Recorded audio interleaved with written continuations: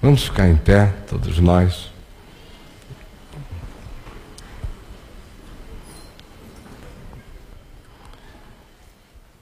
Se eu perguntar hoje à noite quem precisa de perdão aqui, todo mundo vai levantar a mão.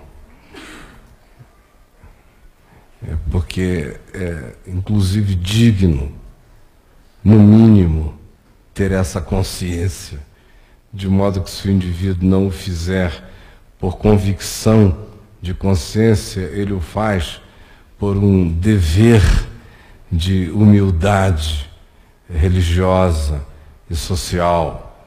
Ele levanta a mão e diz: eu preciso de perdão. Todos pecaram e todos carecem da glória de Deus, por isso todos precisam de perdão. Pai nosso que estás nos céus, a gente ora e pede: perdoa as nossas dívidas, assim como nós perdoamos aos nossos devedores. Então vou voltar àquela pergunta: há alguém aqui hoje precisando muito de perdão, no sentido de que precisa de perdão para si e precisa perdoar alguém ou alguns, ou se dispor a abrir o coração para que um monte de teias invisíveis que prendem você a muitas antipatias e malquerências e situações de amargura interior que você nem percebe, elas não se alojam muitas vezes de um modo denso, mas elas ficam ali, dando pequenas metástases de raiva dentro da gente, comendo a gente por dentro. Então, se você quer perdão, me diz: eu pequei contra ti, ó Deus, Criador de todas as coisas, Senhor da minha consciência, que me vês, eu pequei contra ti, me perdoa. Esteja também disposto a, no mesmo ato, sair perdoando aquele que lhe deve. Quem quiser esta oração hoje, antes de qualquer coisa, saia do seu lugar, venha até aqui para nós orarmos juntos.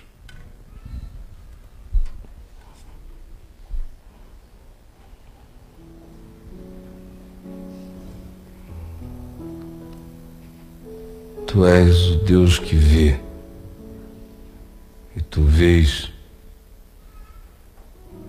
o coração de cada um aqui, os sentimentos, a verdade que se faz ocultar atrás de auto-engano que a gente constrói para não ter que encarar o que é em nós. O Senhor vê, o Senhor sabe quem somos, o Senhor conhece que os nossos melhores sentimentos ainda são poluídos, que as nossas melhores intenções ainda nos privilegiam. O Senhor sabe que o nosso melhor estado mental ainda é em parte. O Senhor sabe tudo. Nós estamos aquém do homem feito à tua imagem e semelhança. Por isso nós nos curvamos diante do Filho do Homem, diante de Jesus, único mediador entre Deus e o homem, e o adoramos, e nele confessamos que temos perdão para os pecados que cometemos no passado, pelos que cometemos hoje, pelos que cometeremos amanhã, porque Ele é o Cordeiro de Deus que tira o pecado do mundo, tira ontem, tira hoje, tira amanhã, porque Jesus Cristo é o mesmo, ontem, hoje e o será para sempre. Aqui está a nossa convicção, nossa confissão e nosso pedido. e rogando também que Tu nos abras o coração para o nosso próximo. Tu tires raízes de amargura hoje aqui.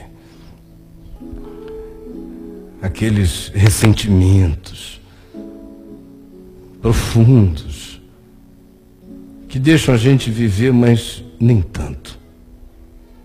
Por favor, vem limpar o nosso coração, dá-nos a simplicidade das pombas e a prudência das serpentes, enquanto nos dás também um coração limpo de amargura, de ressentimento, de raiva, de ódio, de iras, de vinganças, de invejas,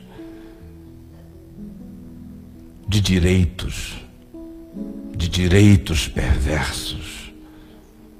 Salva-nos dos direitos perversos e liberta o nosso coração, para que o Teu perdão em nós seja verdadeiro, recebendo o testemunho do nosso perdão para quem nos deve, em nome de Jesus.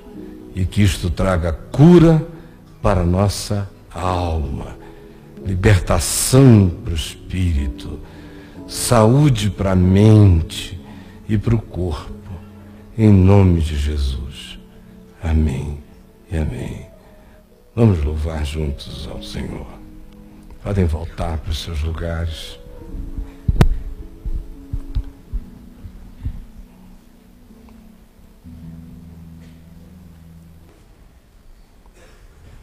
Olha só, gente querida. Nós estamos assistindo a um momento histórico. A morte do Papa João Paulo II. Já é eu creio que o quarto Papa que eu vejo no poder da Igreja Católica, na liderança.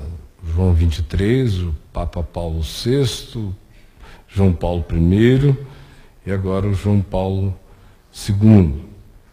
E sem dúvida, com a morte dele, encerra-se uma era religiosa. O que vem por aí no mundo, a gente não tem ideia. Mas quem viver, verá. Não estou dizendo que haverá grandes desmontes institucionais, ao contrário. A instituição que o Papa representa é de um poder institucional extraordinário, talvez seja a instituição mais bem instituída do planeta Terra e da história da civilização humana. Então, como instituição, é algo absolutamente poderoso. Não é disso que eu estou falando. Eu estou falando da guerra pelas almas, pelas consciências, pelo espírito. E que me parece que a cristandade pedrada, congelada, fossilizada, institucionalizada ou monetarizada ou aterrada em interesses imediatos e brigando apenas por disputas políticas ou por espaço de proselitismo e de poder ou visibilidade ou fama, ou seja lá o que for que movam os somente falarem de Jesus na terra. Eu estou falando disso aí que carrega o nome de Jesus o tempo todo, mas é vazio de Deus, vazio de espírito, vazio de cura, vazio de saúde, vazio de libertação para o ser, completamente vazio. E é essa vaziez, aquilo que mais do que qualquer coisa é monstruosa, é esse vácuo espiritual. Não de religião, porque religião há aos montes, e a cristandade é forte. Mas os espíritos estão definhando, as almas estão doentes, e o coração está vazio, e não há esperança latente, muito menos patente, se manifeste na cristandade hoje na terra inteira. E eu já vivi outros momentos onde você podia medir o pulso, não só da espiritualidade do planeta, mas daquela banda do planeta, no Ocidente especialmente, que se confessa cristã, e você percebia muito mais sinal de vitalidade, de espírito. Um exemplo é o que acontece entre nós, onde, numericamente falando, os evangélicos continuam crescendo, os católicos pararam de crescer um pouco, mas pararam de decair também. Houve uma instabilidade, uma tendência a um avanço. Por outro lado, o que a gente mais constata, falando inicialmente do meio evangélico, é um vazio, um buraco espiritual enorme. As pessoas cansaram. Cansaram de tanta pulação, de tanta declaração, de tanta amarração, de tanta corrente, de tanta prosperidade, de tanto mover. O povo foi, moveu. Aí vieram do dente de ouro para, sabe, para dentadura mesmo, básica. Então, lembram do tempo do dente de ouro? Na moda era o dente de ouro. O Espírito Santo estaria dando dente de ouro para as pessoas. Imagina só, eu muitas vezes me perguntei, mas Deus, para quê? Por que não bota logo um dente normal, então? É de ouro. Que história é essa? Uma obturação da Nova Jerusalém? Na boca da pessoa. Mas viemos aí de todas essas modas até que chegou nesse momento em que, estatisticamente falando, se cresce, mas a alma está morrendo. E está todo mundo sentindo. E não sou eu que estou falando aqui neste auditório. É só você andar por aí que você vai sentir como as pessoas estão sem vida. No máximo existem vibrações ou tentativas aeróbicas. Tudo muito comandado. Vamos lá, agora mexe para a direita, agora vamos para a esquerda. E tudo assim. E vai. Porque se não tiver alguém comandando, pá. E aí é aquele agito artificial. Porque fervor mesmo, paixão, amor, carinho, ternura, sedução de Deus no ser, vai minguando em volta de nós.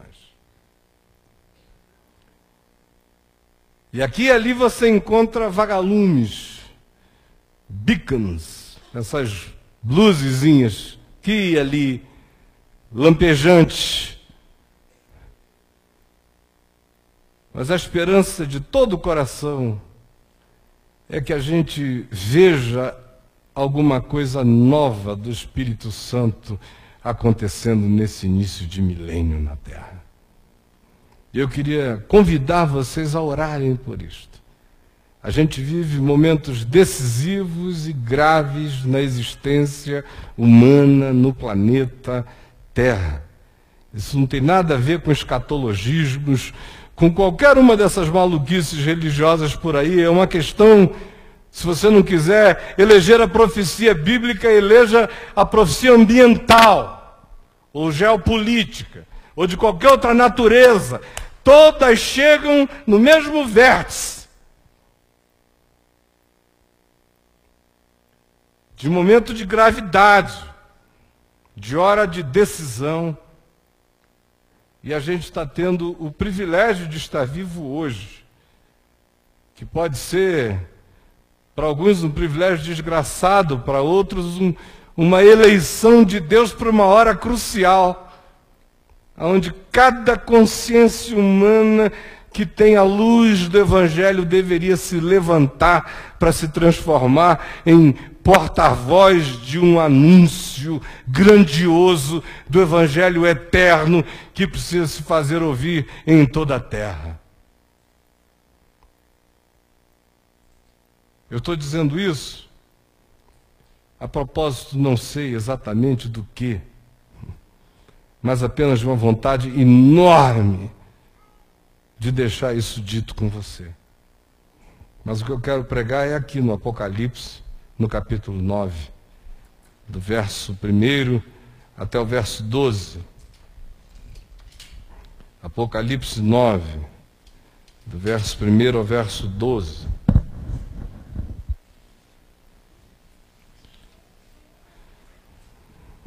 O quinto anjo tocou a trombeta e viu uma estrela caída do céu na terra, e foi-lhe dada a chave do poço do abismo. Ele abriu o poço do abismo e subiu fumaça do poço, como fumaça de uma grande fornalha. E com a fumaceira saída do poço, escureceu-se o sol e o ar. Também da fumaça saíram gafanhotos para a terra, e foi-lhes dado poder, como que têm os escorpiões da terra, e foi-lhes dito que não causassem dano à erva da terra, nem a qualquer coisa verde, nem a árvore alguma, e tão somente aos homens que não têm o selo de Deus sobre as suas frontes. Foi-lhes também dado, não que os matassem, e sim que os atormentassem durante 5 meses. E o seu tormento era como o tormento de escorpião quando fere alguém. Naqueles dias os homens buscarão a morte e não a acharão. Também terão ardente desejo de morrer, mas a morte foge deles. O aspecto dos gafanhotos era semelhante a cavalos preparados para a peleja. Nas suas cabeças havia como que coroas parecendo de ouro, e os seus rostos eram como rostos de homens. Tinham também cabelos como cabelos de mulheres, os seus dentes como dentes de leões. Tinham couraças como couraças de ferro. O barulho que as suas asas faziam era como o barulho de carros de muitos cavalos quando correm à peleja. Tinham ainda caudas como escorpiões e ferrões. Nas suas caudas tinham poder para causar dano aos homens por 5 meses.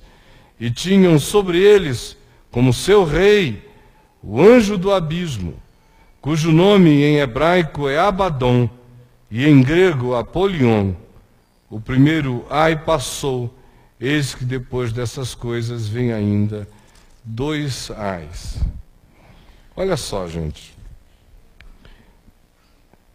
O livro do Apocalipse, ele é uma grande arquitetura que, uma vez compreendida, deixa as coisas extremamente mais simples e mais claras.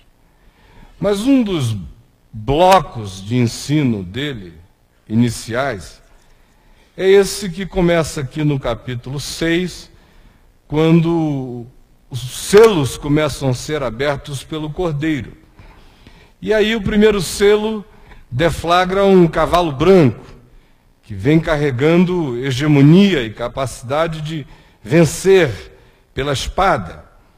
Segue a ele um cavalo amarelo, um cavalo preto, que está claramente aqui no texto relacionado ao fato de que a guerra, ou aquilo que pretende ser hegemônico, acaba por gerar uma sufocação, um constrangimento e uma coagulação econômica tão grande que isso é sempre seguido por crise, por falta de alimentação. E aí isso se faz seguir pela morte, que o cavalo amarelo representa aqui isto. E aí vem o quinto selo, que fala daqueles que estão clamando a Deus e aos céus por justiça. O que vem nessa esteira aí de poder hegemônico que gera um constrangimento econômico e mortandade, que produz morte, efetivamente, de todos os tipos, mortes extremamente injustas e perversas, fazem suscitar e surgir no mundo espiritual vozes de mártires, de profetas, desses que clamam à semelhança de Abel, e que dizem: até quando, Senhor, a terra vai ser esse lugar de chacina, de esmagamento e de injustiça? Prossegue-se e se chega ao 6º selo, que mostra uma angústia cósmica total em razão da qual os homens querem encontrar refúgio em algum lugar. Aí abre-se aqui um grande parêntese, e depois se retoma esta sequência de selos, porque se diz que com a abertura do 7º selo, começam a ser tocadas trombetas. Essas trombetas vão sendo tocadas numa sequência em que a primeira tem a ver com a vida na terra, como a vida das coisas que estão na parte sólida do planeta haveria de ser devastada. Depois vem e fala da devastação marítima, do envenenamento dos mares. Depois vem e fala da morte das fontes das águas, do desaparecimento das águas na terra. Depois vem e descreve uma situação atmosférica, de um perigo de natureza atmosférica, onde a Terra pode se ver na iminência e na possibilidade de já não mais poder discernir as próprias estrelas. Alguma coisa acontece, uma desordem se dá nesse âmbito.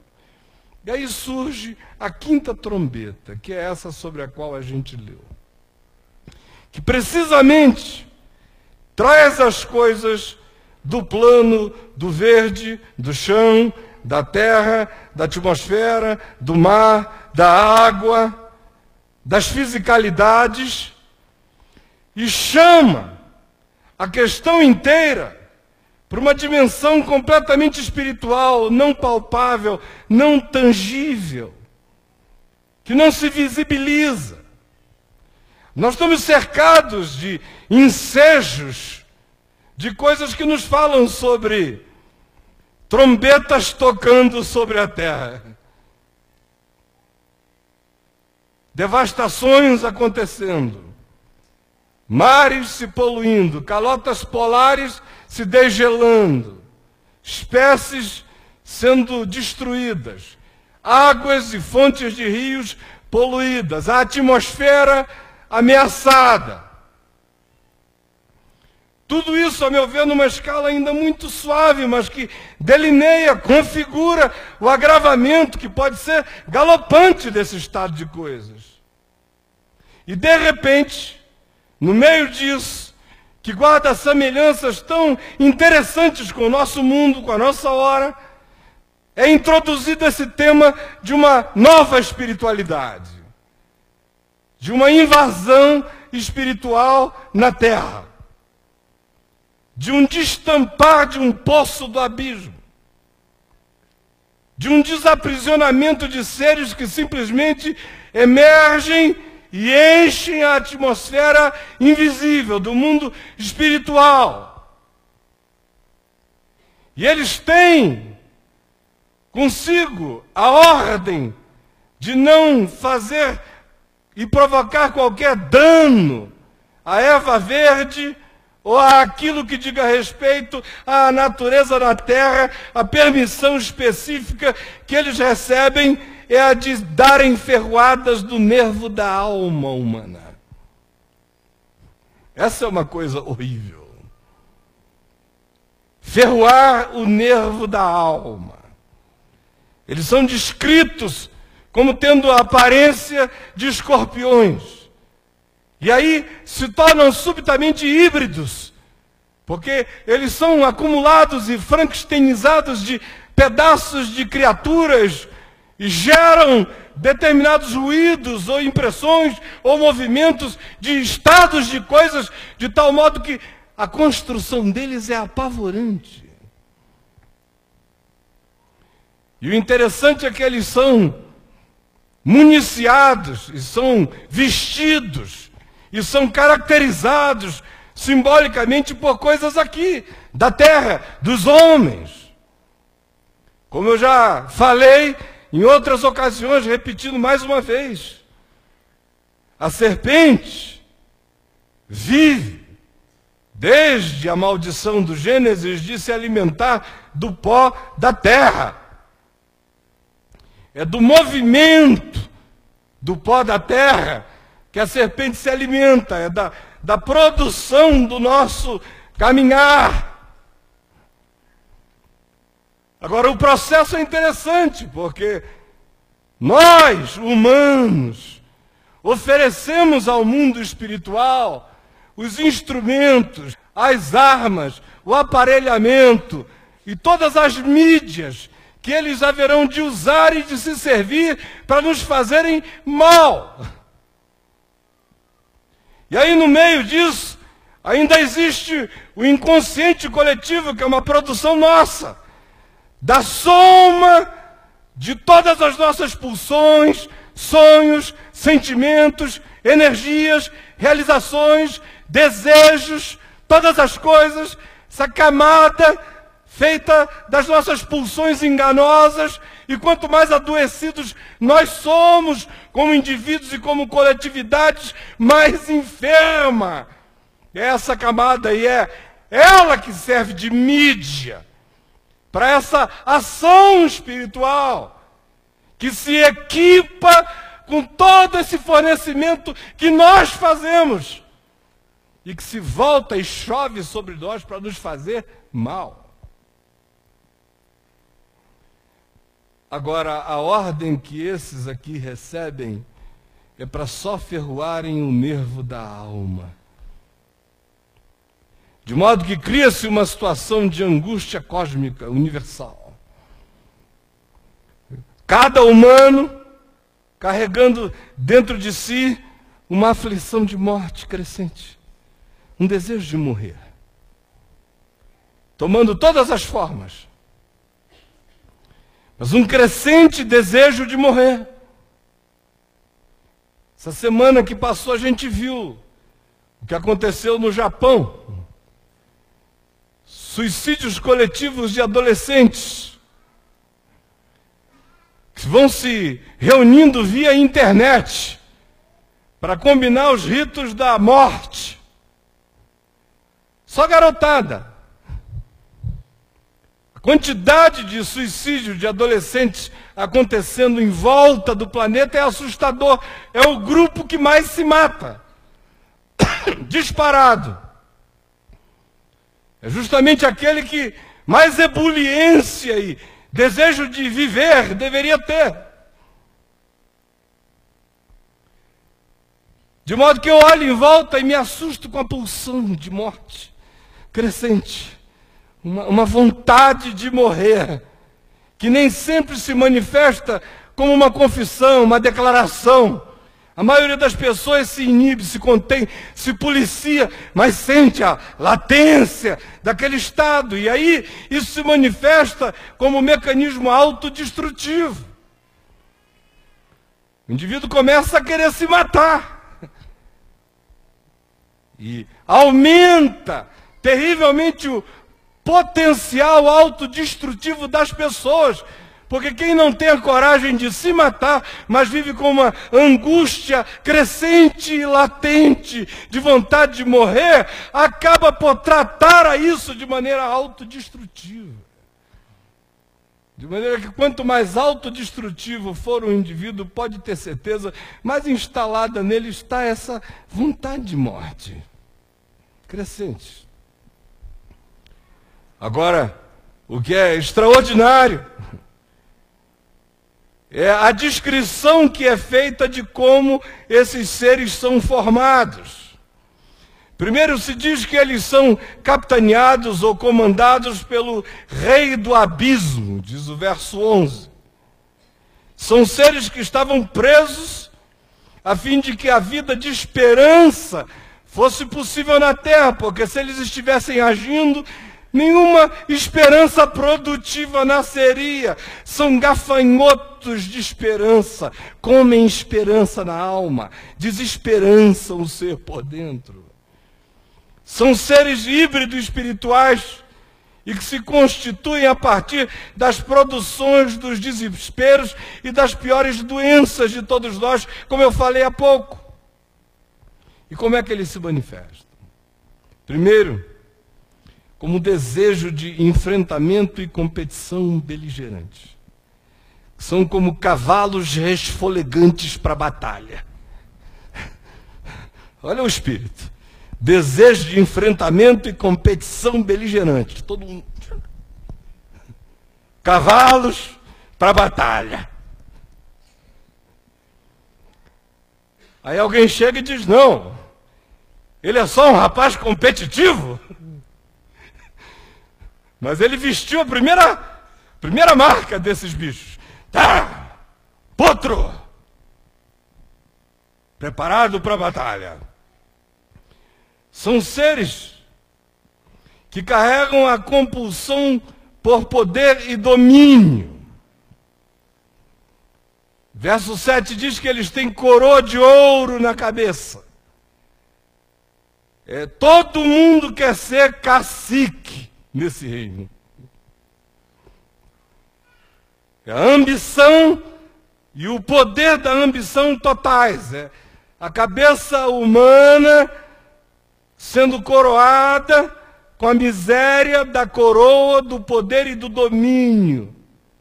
É o sujeito dizendo para si mesmo que ele só será alguém na vida se puser essa coroa. A pulsão que nasce em nós para produzir esse retorno é essa aí.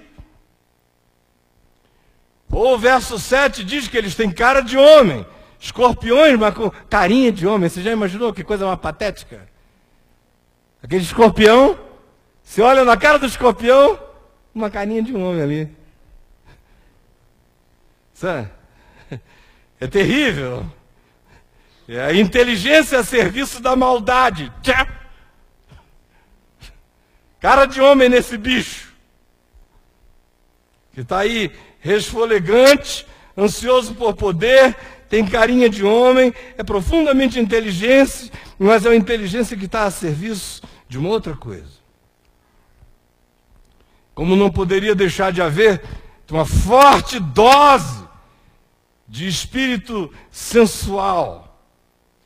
É o desejo sensual exacerbado, cultuado, absolutizado. Ele não poderia deixar de ter, senão, cabelos como de mulheres. Olha só o bicho como chega.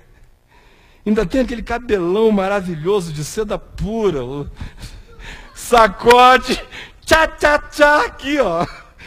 Pra ti, mas dá uma sacudida que vai lá atrás, tudo. Carrega dentro de si uma fome predatória. Tem dentes como de leões. Insaciável. Quer poder, domínio, posse. Nada é bastante. E também o ser deles é impermeável. Porque eles carregam no peito uma couraça. E eles têm consigo o marketing do medo e do pânico. Porque o verso 9 diz que eles fazem barulho como barulho de guerra.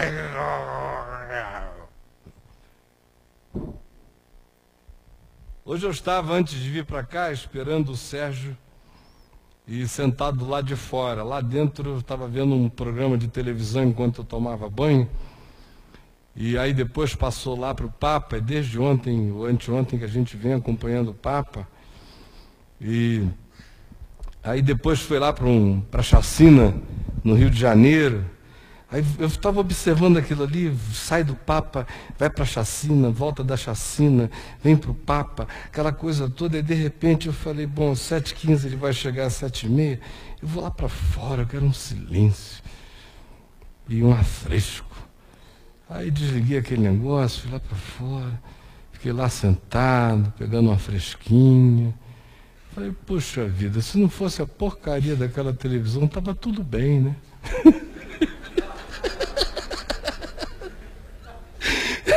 Mas é um barulho de guerra. É um barulho de guerra. Porque tem guerra, mas tem barulho de guerra.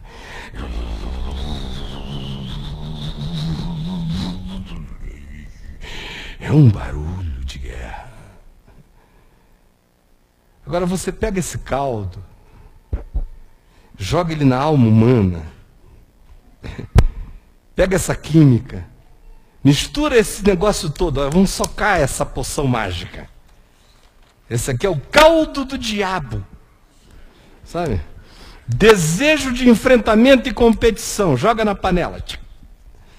Compulsão por poder e domínio, joga na panela. Inteligência a serviço da maldade, joga na panela e espreme. Desejo sensual exacerbado, tudo por aquilo. Fome predatória, insaciabilidade, joga na panela. Um ser impermeável, uma couraça. E o marketing do medo e do pânico, barulho da guerra. Quem é que aguenta viver nesse mundo? Aí, meu Deus, começa a dar depressão para todo lado, síndrome de pânico, bicho.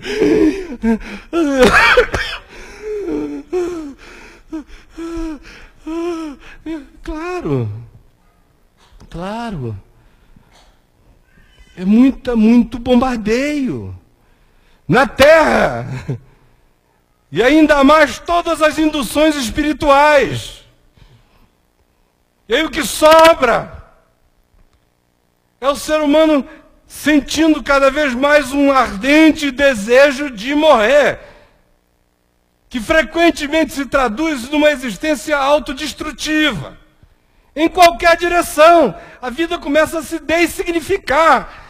E quanto mais angústia se sente por existir, menos significado a própria vida tem, por uma razão simples. Quando a pior coisa que a gente conhece na vida é a morte, a gente quer viver.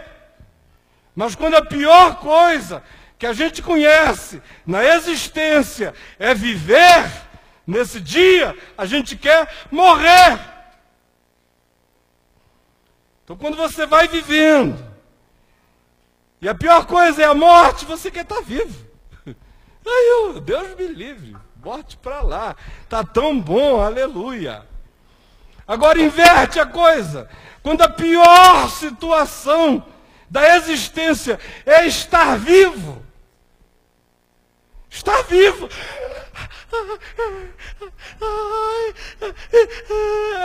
Estar vivo. O cara quer morrer. É claro. Então, quanto mais desgraçada a vida vai ficando em volta, mais a vontade da morte se instala. E ela se instala como autodegradação, ela se instala como dessignificação pessoal, ela se instala como atitude autodestrutiva, ela se instala como uma vontade enorme de simplesmente se abandonar. Ou ela pode crescer para se transformar numa coisa mais poderosa e doída ainda. E às vezes vai virando uma fixação, uma vontade crônica autodestrutiva, uma oração porque alguém tem a misericórdia de matar você na rua.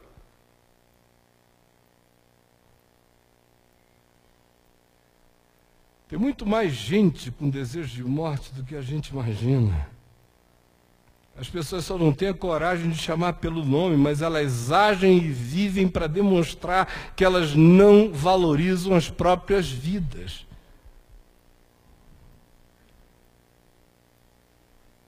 Agora isso cresce do coração. Aí você diz, poxa, mas você tirou a gente de casa hoje para chegar aqui para levar um cacete desse, pelo amor de Deus. Que agonia horrorosa. Já está difícil, a gente não está precisando desse tipo de devocional para o coração. O que eu tenho a lhe dizer é boa nova. Não nasci para trazer más notícias, elas falam de si mesmas.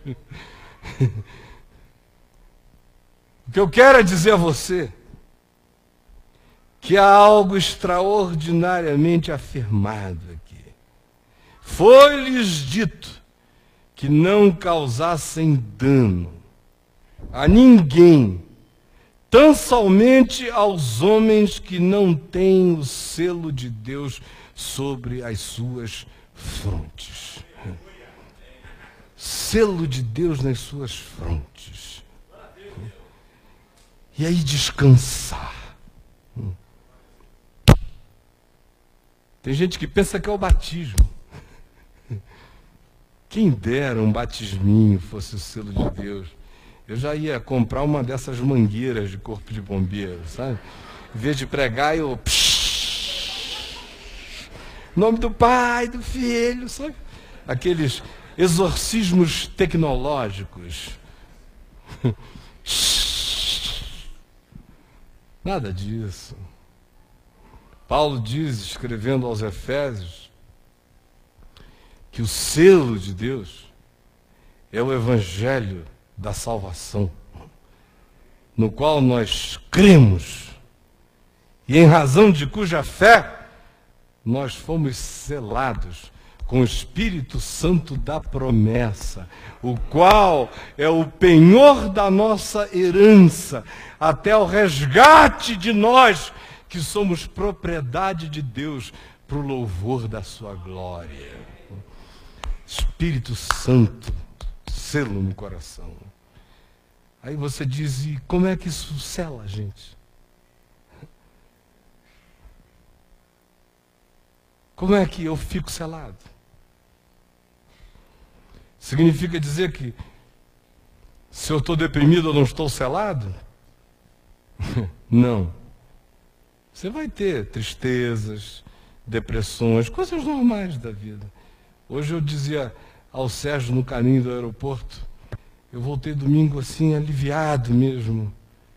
Mas na segunda, quando a vida voltou à sua pequenez, e algumas reflexões, algumas coisas, até algumas piadas do fim de semana, que suscitaram um monte de outras lembranças, como o meu filho Davi, que é branco, e ele, quando menino, a gente atrás dele para proteger a pele, que ele queria para o sol.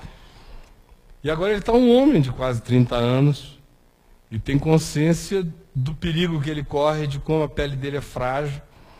Então ele decidiu que não vai mais à praia, apesar de que ama a praia, as ondas, o surf, não sei o que. Ele disse, eu fico lá naquela agonia, eu não estou mais indo.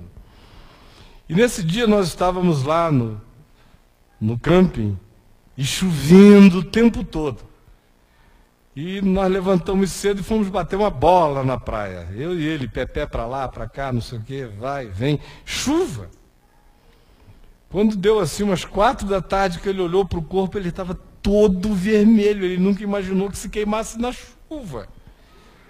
E aí ele saiu, chegou assim para a gente, nós estávamos sentados, ele todo falou, não é possível, eu perdi as esperanças na chuva, eu me queimo. Aí disse, bem que o Lucas tinha razão. Ele disse um dia para mim, Davi, não casa com uma mulher branca igual você, senão os filhos de vocês vão ter que usar sandal de noite.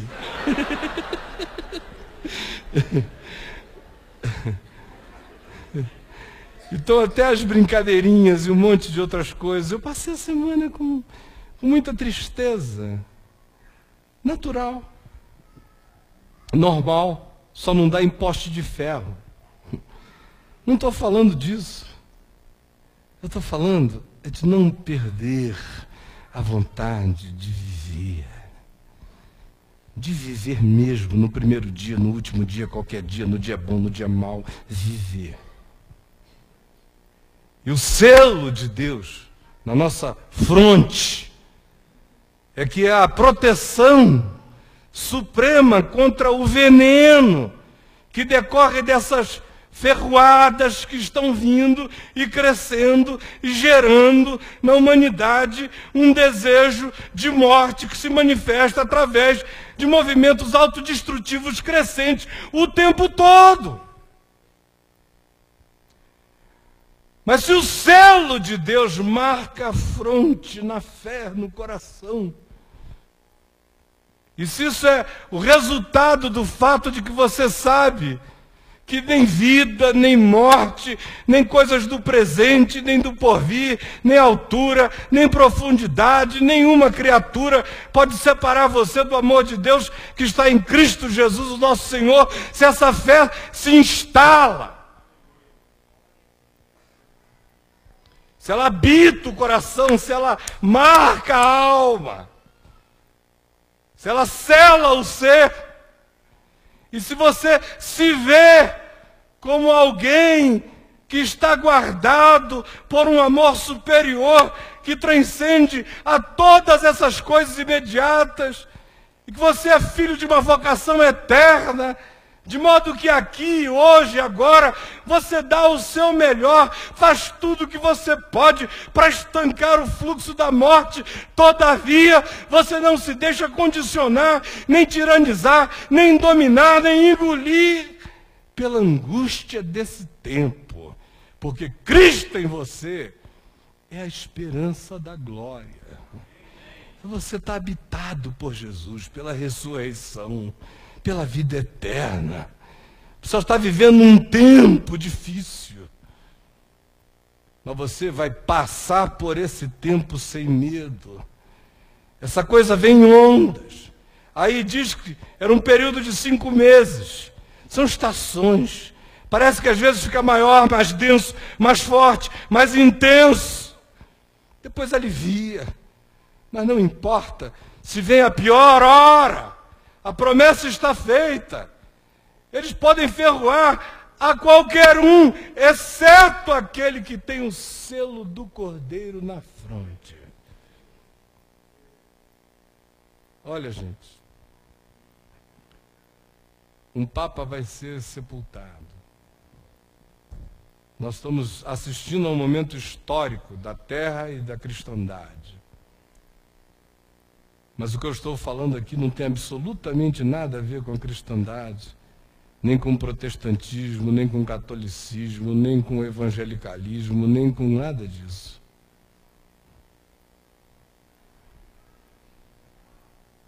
Tem a ver com carregar o selo de Deus na fronte.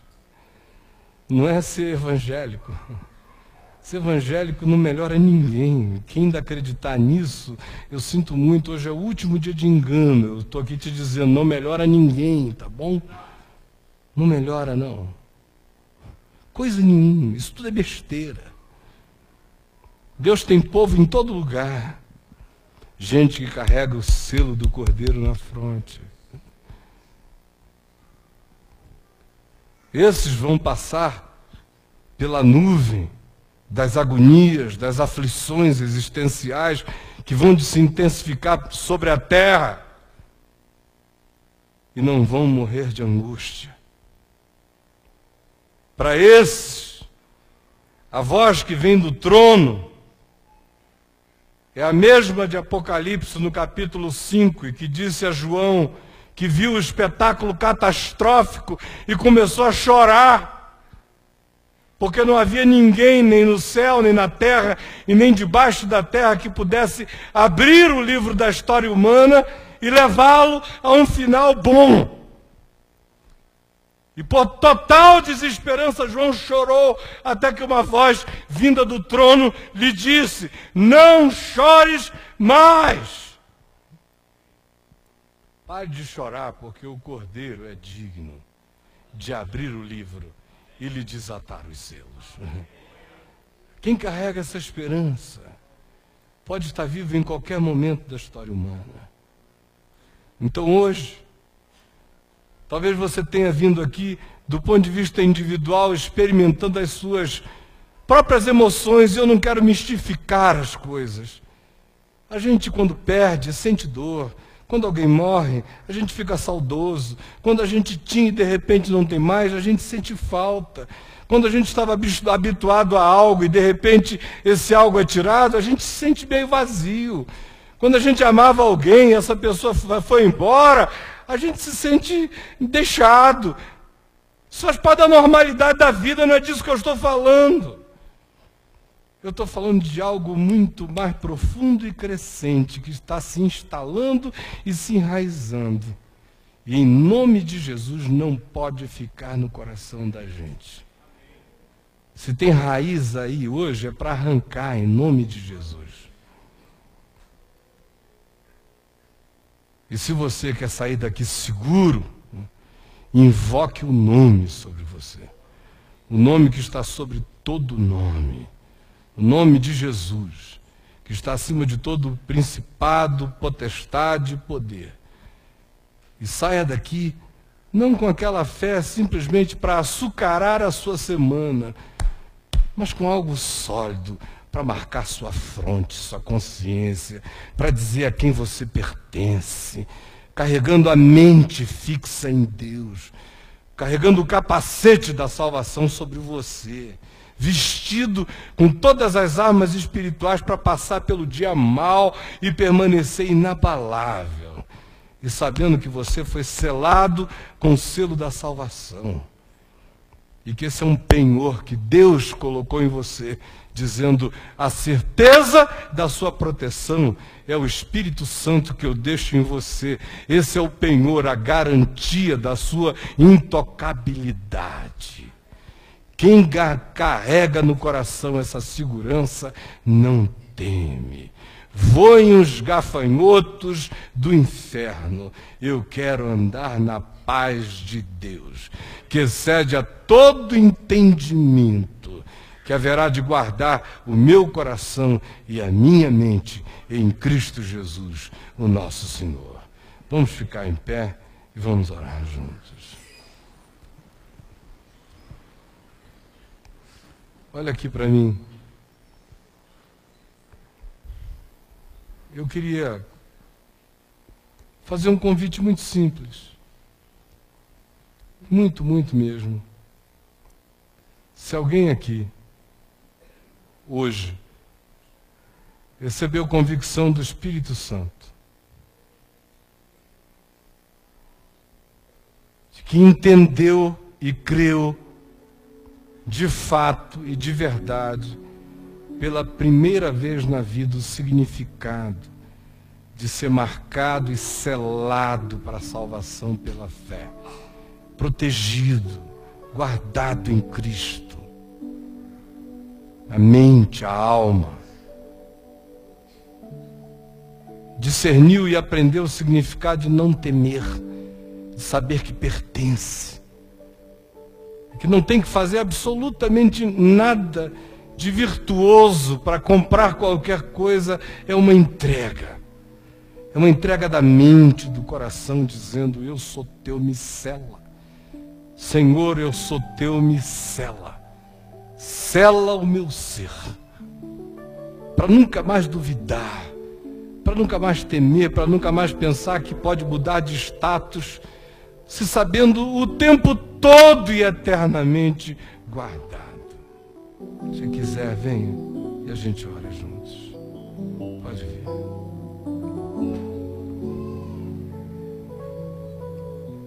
Por favor, Pai, põe a tua mão sobre esses nossos queridos irmãos. Convicção, fé, paz, muita paz, Senhor. Instala no coração deles essa convicção definitiva de que eles estão selados e marcados. Eles não precisam ter medo de nada. Não tem nenhuma força do céu e da terra, nem da vida, nem da morte. Nada pode separá-los do teu amor, do amor que tu tens por eles. Ajuda-os a crerem no teu amor, pelo menos no teu amor por eles, já que eles não podem crer no amor deles por ti. Pelo amor do teu nome, ajuda-os a crerem no teu amor por eles. Porque nós não somos guardados no nosso amor por ti, nós somos guardados no teu amor por nós. É no nosso amor por ti que nós aprendemos que todas as coisas cooperam para o nosso bem, mas é no teu amor por nós que nós temos a proteção de que qualquer coisa que nos aconteça não nos poderá fazer mal, porque o Senhor é conosco, está protegendo e cobrindo tudo. Coloca agora o selo dessa fé no coração, para cada um aqui ande em confiança. Por favor, faz isso, em nome de Jesus, para a glória de Jesus. Amém, amém.